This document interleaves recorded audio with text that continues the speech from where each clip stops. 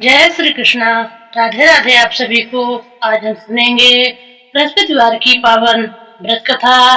प्राचीन काल में भारतवर्ष में एक बड़ा प्रतापी और दानी राजा राज्य करता था। वह प्रतिदिन नियम से मंदिर में भगवान का पूजन करने जाता था। वह ब्राह्मण और गुरु की सेवा करता था। उसके द्वार से कोई भी याचक कभी भी निराश होकर नहीं लौटता था। वह प्रत्येक बृहस्पतिवार को व्रत रखता एवं पूजन करता था। प्रतिदिन गरीबों की सहायता करता था, परंतु यह सब उसकी रानी को अच्छा नहीं लगता था। वह ना तो व्रत करती, ना भगवान की पूजा करती और ना ही किसी को एक भी पैसा दान में देती थी। वह राजा को भी ऐसा करने से मना करती थी, लेकिन राजा नियम से व्रत पूजा दान आदि कार्य करता था। एक दिन राजा शिकार खेलने के लिए वन को चला गया। महल में रानी और दासी थी। उस समय बृहस्पति देव साधु के रूप में महल के दरवाजे पर भिक्षा मांगने आए। साधु ने रानी से भिक्षा मांगी तो वह बोली, हे साधु महाराज, मैं इस दान और पुण्य से परेशान हो गई हूँ। इस कार्य के लिए तो मेरे पति देव ही बहुत हैं। इस समय वे यहाँ नहीं हैं। मुझे गृह कार्य से समय नहीं मिल पाता।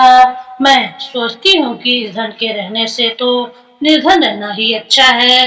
फिर यह सारा काम धाम तो नहीं करना पड़ेगा। इसलिए अब आप कोई ऐसा उपाय बताएं कि सारा धन नष्ट हो जाए और मैं आराम से रह सकूं। साधु वेशधारी बृहस्पति देव ने कहा, हे देवी, तुम यह क्या कह रही हो? भला संतान और धन से कोई दुखी होता है? हे देवी, इन दोनों को तो सभी चाहते हैं। पापी भी धन और पुत्र की इच्छा करते हैं। यदि तुम्हारे पास धन अधिक है तो उसका सदुपयोग करो। भूखे मनुष्यों को भोजन कराओ, वस्त्रहीनों को वस्त्र दो, प्याऊ लगवाओ, ब्राह्मणों को दान दो, धर्मशालाएं खुलवाओ, कुआं, तालाब, बावड़ी, बाग बगीचे आदि बनवाओ तथा निर्धनों की कुंवारी कन्याओं का विवाह कराओ। साथ ही यज्ञ आदि करो। इस प्रकार के कर्मों से तुम्हारा और तुम्हारे कुल का यश लोक परलोक में फैलेगा और तुम्हें स्वर्ग की प्राप्ति होगी। परंतु रानी पर साधु की बातों का कोई प्रभाव नहीं पड़ा। उसने कहा, हे साधु महाराज, मुझे ऐसा धन नहीं चाहिए जिसे मैं अन्य लोगों को दान देती रहूं तथा जिसे रखने और संभालने में ही मेरा सारा समय नष्ट हो जाए। साधु ने कहा, हे देवी, यदि तुम्हारी ऐसी ही इच्छा है तो जैसा मैं बताता हूँ तुम वैसा ही करना। इससे तुम्हारी यह इच्छा पूरी हो जाएगी। तुम बृहस्पतिवार के दिन घर को गोबर से लीपना, अपने केसों को पीली मिट्टी से अच्छी तरह धोना, स्नान करना, राजा उस दिन हजामत करवाए, मांस मदिरा का सेवन करना और कपड़े धोबी के यहाँ धुलने डालना। इस प्रकार 7 बृहस्पतिवार तक करने से तुम्हारा सारा धन नष्ट हो जाएगा। यह कहकर साधु महाराज रूपी बृहस्पति देव वहां से चले गए। साधु ने जैसे कहा था, रानी ने 7 बृहस्पतिवार तक वैसा ही करने का निश्चय किया। साधु के कहे अनुसार कार्य करते हुए अभी केवल 3 बृहस्पतिवार ही बीते थे कि बृहस्पति देव के कोप से उसकी सारी धन संपदा नष्ट हो गई। भोजन के लिए भी वे दोनों तरसने लगे तथा सांसारिक भोगों से दुखी रहने लगे। तब राजा ने रानी से कहा, हे रानी, तुम यहाँ रहो, मैं परदेश जाता हूँ। यहाँ पर मुझे सभी मनुष्य जानते हैं, इसलिए मैं यहाँ पर कोई कार्य नहीं कर सकता। देश चोरी परदेश भी बराबर है। यह कहकर राजा परदेश चला गया। वहाँ उसे और कोई काम न मिला तो वह जंगल से लकड़ी काट कर लाने और शहर में ले जाकर बेचने लगा। इस प्रकार वह अपना जीवन व्यतीत करने लगा। इधर राजा के बिना रानी और दासियां दुखी रहने लगी। उन्हें किसी दिन भोजन मिलता तो किसी दिन वे केवल जल पीकर ही रह जाती। एक बार रानी और दासियों को 7 दिन तक भोजन नहीं मिला तो रानी ने अपनी दासी से कहा, यहाँ पास ही के नगर में मेरी बहन रहती है, वह बहुत धनवान है। तू उसके पास जा और उससे 5 सेर बेझर मांग ला, जिससे कुछ दिन के लिए गुजर हो जाएगी। दासी रानी की बहन के यहाँ गई। उस दिन बृहस्पतिवार था। रानी की बहन उस समय बृहस्पति देव की पूजा कर रही थी। दासी ने रानी की बहन से कहा, हे रानी, मुझे आपकी बहन ने भेजा है, मुझे 5 शेर बेजर दे दो। दासी ने कई बार कहा, परंतु रानी की बहन ने कोई उत्तर नहीं दिया, क्योंकि वह उस समय बृहस्पतिवार की व्रत कथा सुन रही थी। जब रानी की बहन ने दासी को कोई उत्तर नहीं दिया, तो वह बहुत दुखी होकर लौट गई। लौटकर उसने रानी से कहा, हे रानी, आपकी बहन बहुत ही घमंडी स्त्री है, वह छोटे लोगों से बात भी नहीं करती। मैंने उससे कहा तो उसने कोई उत्तर नहीं दिया, मैं वापस चली आई। रानी बोली, इसमें उसका कोई दोष नहीं है, बुरे दिनों में कोई सहारा नहीं देता, अच्छे बुरे का पता विपत्ति के समय ही चलता है, जो ईश्वर की इच्छा होगी वैसा ही होगा, यह सब हमारे भाग्य का दोष है।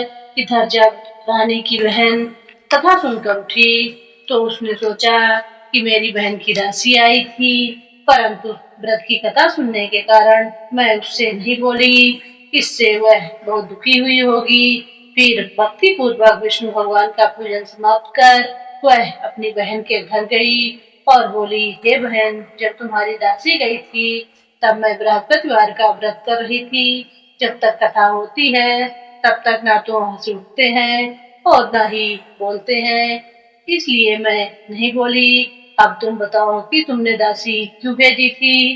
रानी बोली, बहन, मेरे घर अनाज नहीं था, तुम तो घर की दशा जानती हो, इसलिए मैंने दासी को तुम्हारे पास 5 शेर बेघर लेने के लिए भेजा था। रानी की बहन ने कहा, बहन, बृहस्पति देव सबकी मनोकामना पूर्ण करते हैं, फिर जाकर देखो, शायद तुम्हारे घर में भी अनाज रखा हो। यह सुनकर दासी ने घर के अंदर जाकर देखा तो वह वहां उसे एक घड़ा बेजर से भरा हुआ मिल गया। उसे बहुत हैरानी हुई, क्योंकि वह पहले भी एक बर्तन देख चुकी थी। उसने बाहर आकर रानी को इस बारे में बताया।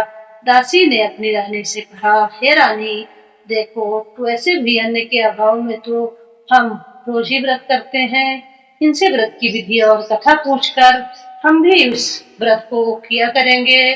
दासी के ऐसा कहने पर रानी ने अपनी बहन से बृहस्पतिवार के व्रत के बारे में पूछा। उसकी बहन ने बताया, बृहस्पतिवार के व्रत में बृहस्पतिवार के दिन चने की दाल और मुनक्का से विष्णु भगवान का केले की जड़ में पूजन करना और दीपक जलाना चाहिए, पीला भोजन करना चाहिए तथा कथा सुननी चाहिए।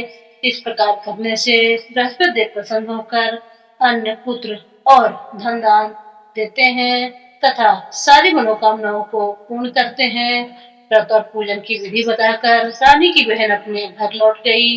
रानी और दासी दोनों ने निश्चय किया कि वे बृहस्पतिवार के दिन बृहस्पति देव का पूजन जरूर करेंगी। 7 दिन बाद बृहस्पतिवार के दिन उन्होंने व्रत रखा। वे गुड़साल में जाकर चना और गुड़ बीन लाई तथा उस चने की दाल बनाकर उससे व केले की जड़ की पूजा तथा विष्णु भगवान की पूजा की। अब पीला भोजन कहाँ से आए, यह सोचकर दोनों बड़ी दुखी हुई, पर उनके व्रत करने के कारण बृहस्पति देव प्रसन्न थे। वह एक साधारण व्यक्ति के रूप में 2 थालों में पीला भोजन लेकर आए और दासी को देकर बोले, यह भोजन तुम्हारे और तुम्हारी रानी के लिए है, तुम दोनों इसी भोजन को करना। दासी भोजन पाकर बहुत प्रसन्न हुई और रानी के पास जाकर बोली, रानी जी, भोजन कर लो। रानी को भोजन के आने के विषय में कुछ भी पता नहीं था, इसलिए उसने दासी से कहा, जा तू ही भोजन कर, क्यों व्यर्थ में हमारी हंसी उड़ा रही है। दासी बोली, एक व्यक्ति भोजन दे गया है। तो रानी बोली, वह तेरे लिए ही भोजन दे गया है, तू ही भोजन कर। दासी ने कहा, वह व्यक्ति हम दोनों के लिए भोजन दे गया है, इसलिए मैं और आप दोनों ही साथ साथ भोजन करेंगी। अब दोनों ने बृहस्पति देव को नमस्कार कर भोजन किया। उसके बाद वे दोनों प्रत्येक बृहस्पतिवार को बृहस्पति देव का व्रत और पूजन करने लगी। बृहस्पति देव की कृपा से उनके पास फिर से धन हो गया, परंतु रानी पहले की तरह आलस्य करने लगी। तब दासी ने कहा, देखो रानी, तुम पहले भी इसी तरह आलस्य करती थी और तुम्हें धन को रखने में कष्ट होता था, इसी कारण से सारा धन नष्ट हो गया था। अब बृहस्पति देव की कृपा से फिर से धन मिला है, तो तुम्हें पुनः आलस होने लगा है। बड़ी कठिनाइयों के बाद हमने यह धन पाया है, इसलिए तुम्हें दान पुण्य करना चाहिए, भूखे मनुष्यों को भोजन कराना चाहिए तथा प्याऊ लगवानी चाहिए, ब्राह्मणों और दीनहीनों को दान देना चाहिए, कुआं तालाब बावड़ी आदि का निर्माण करवाना चाहिए, मंदिर पाठशालाएं बनवानी चाहिए, निर्धनों की कुंवारी कन्याओं का विवाह करवाना चाहिए और धन को शुभ कार्यों में खर्च करना चाहिए, जिससे तुम्हारे कुल का यश बढ़े और तुम्हें स्वर्ग प्राप्त हो और पितर प्रसन्न हो। दासी की बात को मानकर रानी इसी प्रकार सत्कार्य करने लगी। उसका यश चारों ओर फैलने लगा। उधर जब राजा परदेश गया तो वह वहाँ बहुत दुखी रहने लगा। वह प्रतिदिन जंगल में जाकर लकड़ियां बिनकर लाता और उन्हें शहर जाकर बेचाता। इसी प्रकार वह अपना दुखी जीवन बड़ी कठिनाइयों से व्यतीत कर रहा था। एक दिन राजा दुखी होकर अपने बीते हुए दिनों को याद करके रोने लगा। तभी वहाँ बृहस्पति देव एक साधु के रूप में आए और राजा के पास आकर बोले, हे लकड़हारे, तुम इस सुनसान जंगल में किस चिंता में खोए हुए बैठे हो, मुझे बताओ। यह सुनकर राजा की आंखों में आंसू भर आए और वह साधु को प्रणाम करके बोला, हे प्रभु, आप तो सब कुछ जानते हैं। यह कहकर राजा ने साधु को अपनी सारी कहानी सुना दी। महात्मा जी ने राजा से कहा, हे राजा, तुम्हारी पत्नी ने बृहस्पति देव का अनादर किया था, जिसकी वजह से तुम्हारी यह दशा हुई। अब तुम किसी प्रकार की चिंता न करो, भगवान तुम्हें पहले से भी अधिक धन देंगे। तुम्हारी पत्नी ने बृहस्पतिवार का व्रत करना प्रारंभ कर दिया है। अब तुम भी बृहस्पतिवार का व्रत किया करो और चने की दाल व गुड़ को जल के लोटे में डालकर केले की जड़ में पूजन करो। पूजन करने के बाद बृहस्पतिवार की कथा कहो या सुनो। बृहस्पति भगवान तुम्हारी सारी मनोकामनाओं को पूर्ण करेंगे। साधु की बात को सुनकर राजा बोला, हे प्रभु, लकड़ी बेचने पर मुझे इतना पैसा भी नहीं मिलता जिससे मैं भोजन करने के उपरांत कुछ बचा सकूं। रात को मैंने सपने में अपनी रानी को व्याकुल देखा। मेरे पास कोई ऐसा नहीं जिससे मैं उसकी समाचार जान सकूं। फिर बृहस्पति देव की क्या कथा कहूं, यह भी मुझे मालूम नहीं। साधु ने कहा, हे राजा, तुम किसी प्रकार की चिंता मत करो। बृहस्पतिवार के दिन तुम रोज की तरह लकड़ियां लेकर शहर जाओ। तुम्हें रोज से दोगुना धन मिलेगा, जिससे तुम अच्छी तरह भोजन कर सकोगे तथा बृहस्पति देव की पूजा का सामान भी आ जाएगा। बृहस्पति देव की कथा इस प्रकार है। प्राचीन काल में एक बहुत ही गरीब ब्राह्मण रहता था। उसके कोई संतान नहीं थी। वह नित्य पूजा पाठ करता था, लेकिन उसकी स्त्री बहुत मलिन स्वभाव की थी। वह ना तो स्नान करती थी और न ही किसी देवी देवता का पूजन करती थी। वह सुबह उठते ही सबसे पहले भोजन करती थी, बाद में ही कोई अन्य कार्य करती थी। इससे वह ब्राह्मण बहुत दुखी रहता था। वह पत्नी को भी बहुत समझाता, पर वह कुछ नहीं सुनती थी। भगवान की कृपा से ब्राह्मण की पत्नी के एक कन्या उत्पन्न हुई।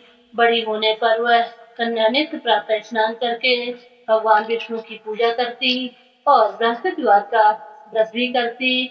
पूजा समाप्त कर विद्यालय जाती तो अपनी मुट्ठी में जौ भर कर ले जाती और विद्यालय के मार्ग में डालती जाती। वे सारे जौ जब सोने के हो जाते तो विद्यालय से लौटते समय उन्हें बीनकर घर ले आती। एक दिन वह बालिका उन सोने के जौ को सूप में फटक कर साफ कर रही थी। तभी उसके पिता ने कहा, बेटी, सोने के जौ को फटकने के लिए तो सूप भी सोने का ही होना चाहिए। अगले दिन बृहस्पतिवार था। उस बालिका ने व्रत रखा और बृहस्पति देव से प्रार्थना की, हे प्रभु, यदि मैंने सच्चे मन से आपकी पूजा की है तो मुझे सोने का सूप दे दो। बृहस्पति देव ने उसकी प्रार्थना को स्वीकार कर लिया। प्रतिदिन की तरह वह बालिका जौ फैलाती हुई विद्यालय जाती। विद्यालय से लौटकर जौ बीनते समय उसे बृहस्पति देव की कृपा से सोने का सूप मिल गया।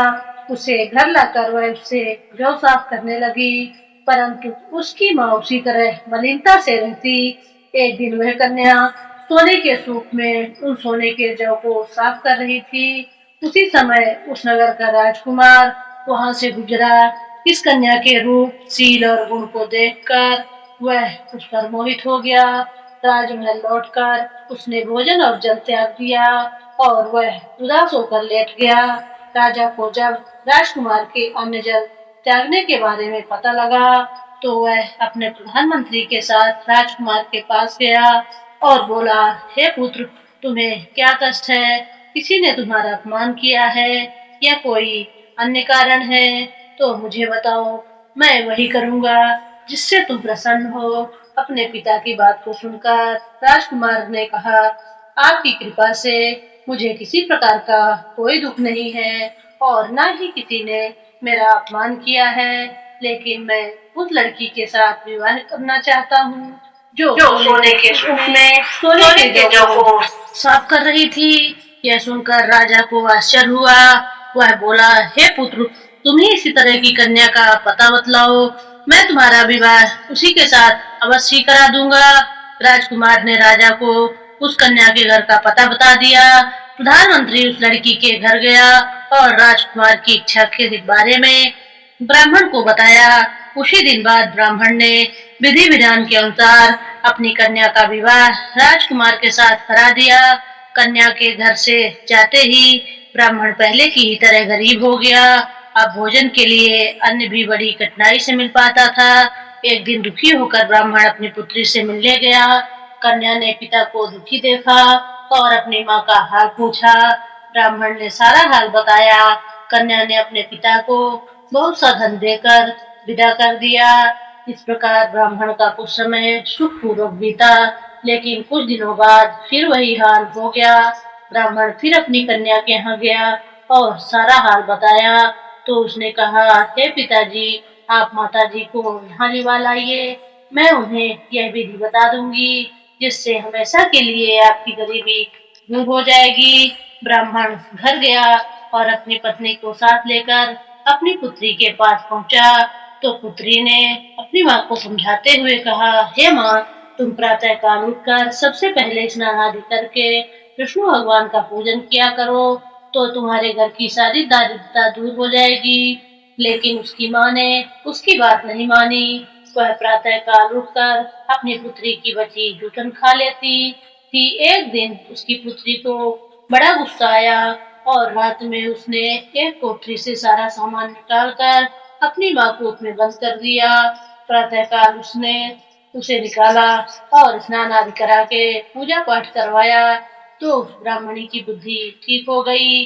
अब वह नियम से पूजा पाठ करती और प्रत्येक बृहस्पतिवार को व्रत रखती। इस व्रत के प्रभाव से ब्राह्मण और ब्राह्मणी बहुत धनवान और सुखी हो गए तथा बृहस्पति देवता के प्रभाव से इस श्लोक का सुख भोग कर वे दोनों स्वर्ग को गए। इस तरह कथा कहकर साधु भगवान वहां से अंतर्ध्यान हो गए। धीरे धीरे समय बीतने पर फिर बृहस्पतिवार का दिन आया। राजा जंगल से लकड़ी काटकर उन्हें शहर में बेचने गया। उस दिन उसे बाकी दिनों से अधिक धन मिला। राजा ने चना गुड़ आदि लाकर बृहस्पतिवार का व्रत किया।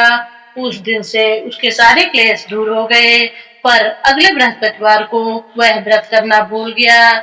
इस वजह से बृहस्पति देव के नाराज हो जाने के कारण उसे बहुत कष्ट झेलना पड़ा। उस दिन उस नगर के राजा ने एक विशाल यज्ञ का आयोजन किया। उसने अपने पूरे राज्य में घोषणा करवा दी कि कोई भी व्यक्ति अपने घर में भोजन ना बनावे और ना ही आग जलावे। सभी लोग मेरे यहाँ आकर भोजन करें। जो इस आज्ञा का पालन नहीं करेगा उसे फांसी की सजा दी जाएगी। राजा के आदेश के अनुसार राज्य के सभी निवासी राजा के भोज में सम्मिलित हुए, पर लकड़हारा थोड़ी देर से पहुंचा, इसलिए राजा उसे अपने साथ महल में ले गया। जब राजा लकड़हारे को भोजन करा रहा था तो रानी की दृष्टि उस खूंटी पर गई जिस पर उसका हार लटका हुआ था। वहां उसे हार दिखाई नहीं दिया। रानी ने सोचा कि अवश्य मेरा हार इस लकड़हारे ने चुरा लिया है। उसने उसी समय सैनिक बुलवाकर उस लकड़हारे को बंदी गृह में डलवा दिया। जब लकड़हारा बंदी गृह में गया तो दुखी होकर सोचने लगा कि न जाने किस जन्म में मैंने पाप किया था जो मुझे यह दुख मिला है और उसी साधु को याद करने लगा जो उसे जंगल में मिला था। उसी समय बृहस्पति देव साधु के रूप में प्रकट हुए और उसकी दशा को देखकर बोले, हे राजा, तूने बृहस्पति देव का व्रत नहीं किया, इसलिए तुझे दुख मिला है। अब तू चिंता मत कर, अगले बृहस्पतिवार के दिन तुझे इस बंदी गृह के दरवाजे पर 4 पैसे पड़े मिलेंगे। उनसे तू बृहस्पति देव का व्रत और पूजन करना, तो तेरे सारे कष्ट दूर हो जाएंगे। अगले बृहस्पतिवार के दिन उसे बंदी गृह के द्वार पर 4 पैसे पड़े मिले। राजा ने पूजा का सामान मंगवाया और कथा कहकर प्रसाद बांटा। उसी रात बृहस्पति देव ने उस नगर के राजा को स्वप्न में कहा, हे राजा, तूने जिस व्यक्ति को बंदी गृह में बंद कर रखा है वह निर्दोष है। वह एक अन्य नगर का राजा है, उसे छोड़ दे। रानी का हार उसी खूंटी पर लटका हुआ है। अगर तू उसे नहीं छोड़ेगा तो मैं तेरे राज्य को नष्ट कर दूंगा। प्रातःकाल उठकर राजा ने खूंटी पर हार को टंगा हुआ देखा तो उसने लकड़हारे को बुलाकर क्षमा मांगी और राजा के योग सुंदर वस्त्र और आभूषण देकर उसे विदा किया। इधर एक दिन रानी और दासी सोचने लगी कि ना जाने राजा किस हाल में होंगे, उनका कुछ पता नहीं है।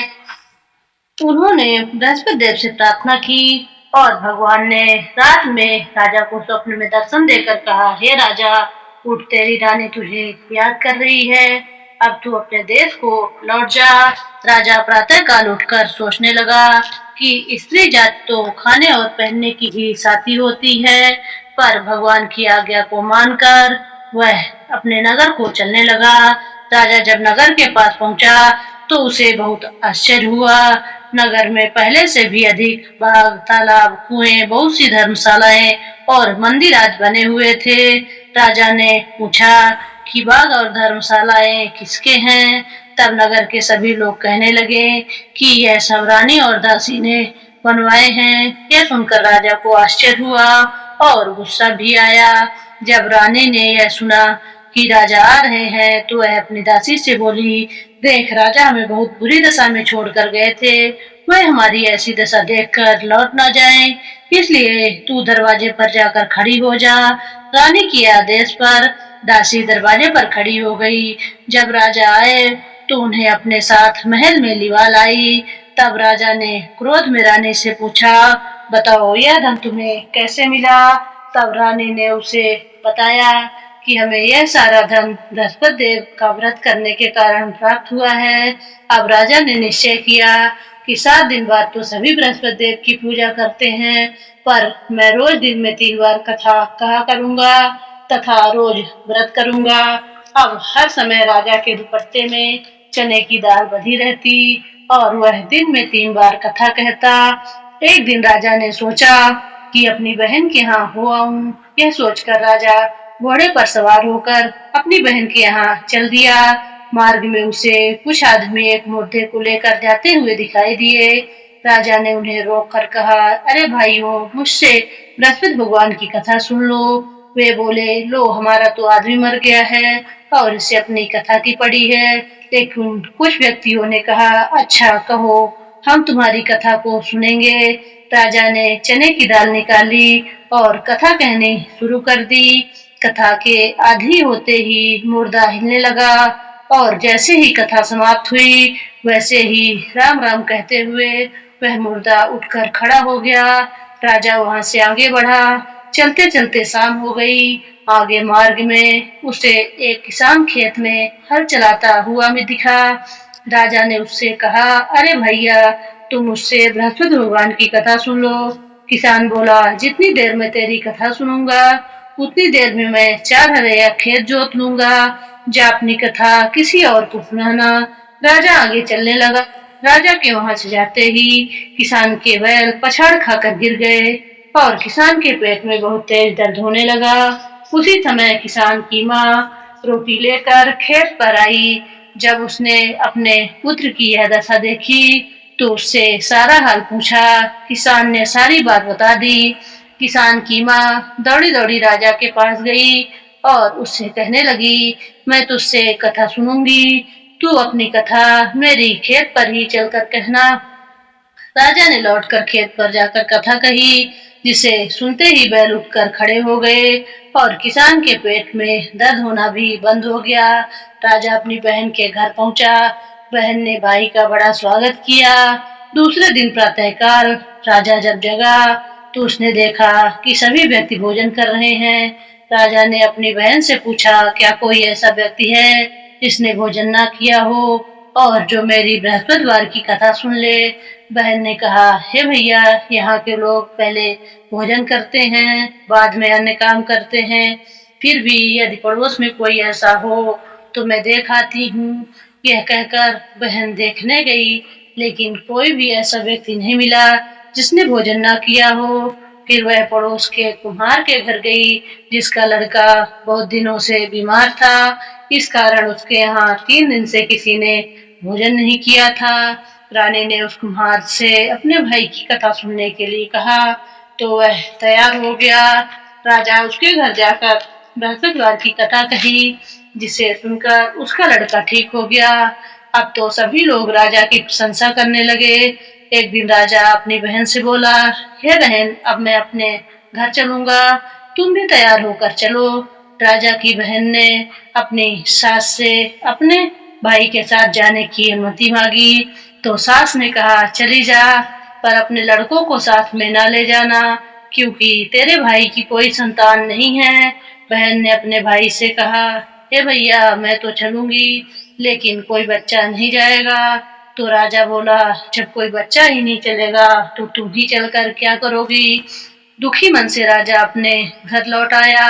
घर आकर राजा ने अपनी रानी से कहा, हम संतान हैं, इसलिए लोग हमसे परहेज करते हैं। वह भोजन आदि किए बिना ही शैया पर लेट गया। रानी ने कहा, हे प्रभु, बृहस्पति देव ने हमें सब कुछ दिया है, वे हमें संतान भी अवश्य देंगे।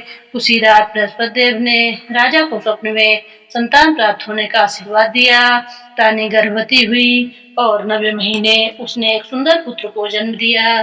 तब राजा ने अपनी रानी से कहा, हे रानी, स्त्री बिना भोजन के रह सकती है, पर बिना कहे नहीं रह सकती। मेरी बहन के आने पर तुम मुझसे कुछ मत कहना। रानी ने हाँ कर दी। राजा की बहन यह शुभ समाचार सुनकर बहुत खुश हुई और बधाई लेकर अपने भाई के घर आई। तो रानी ने कहा, घोड़ा चढ़कर नहीं आई, गधा चढ़ी आई। राजा की बहन बोली, भाभी, मैं इस प्रकार न कहती तो तुम्हें संतान कैसे मिलती। इस प्रकार जिसके मन में जो कामनाएं हैं सभी को बृहस्पति देव पूर्ण करते हैं।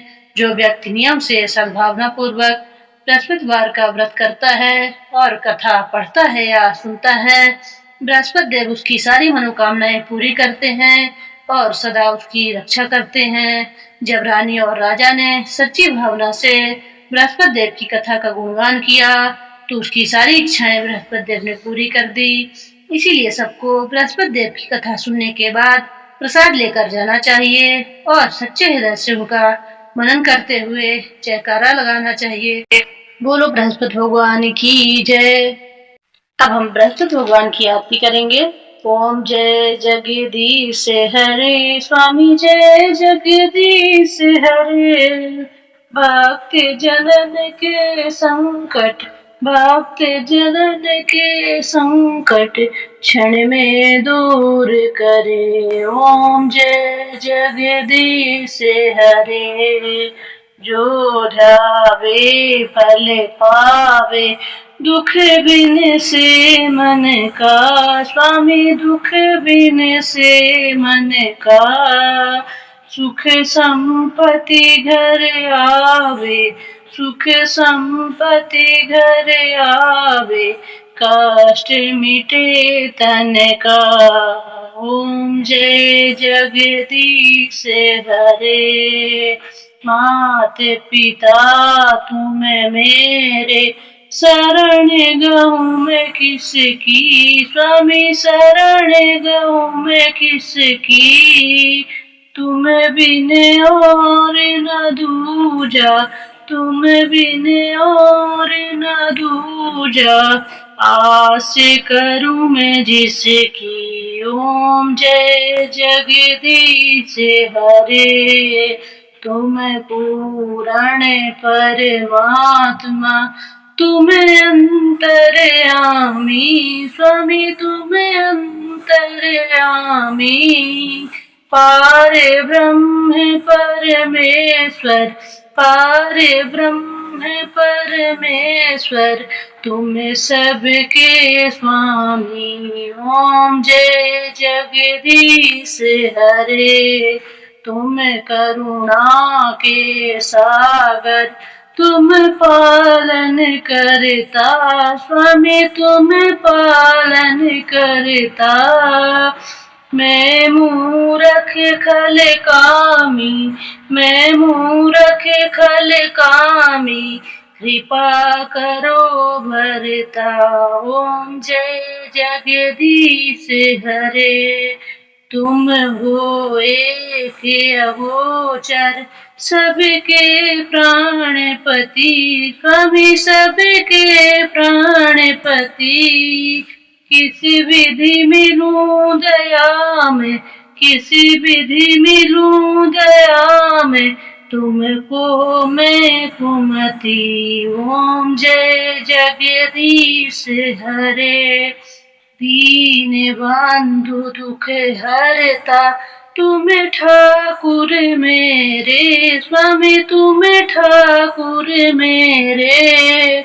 अपने हाथ उठाओ, अपने हाथ उठाओ, द्वार पड़ा मैं तेरे। ओम जय जगदीश हरे। विषय विकार मिटाओ, पाप हरो देवा स्वामी, पाप हरो देवा। श्रद्धा भक्ति बढ़ाओ, श्रद्धा भक्ति बढ़ाओ, संतन की सेवा। ओम जय जगदीश हरे। ओम जय जगदीश हरे। स्वामी जय जगदीश हरे। भक्त जनों के संकट, भक्त जनों के संकट, क्षण में दूर करे। ओम जय जगदीश हरे। आज की व्रत कथा और आरती समाप्त हुई। आप सब हमारे चैनल से जुड़े, आप सबने कथा सुनी, उसके लिए आपका बहुत बहुत धन्यवाद, बहुत बहुत आभार। अगर आप मेरे चैनल पर पहली बार आए हैं तो मेरे चैनल को सब्सक्राइब करें, लाइक करें और शेयर करें। कमेंट में जय श्री हरि जरूर लिखें। धन्यवाद।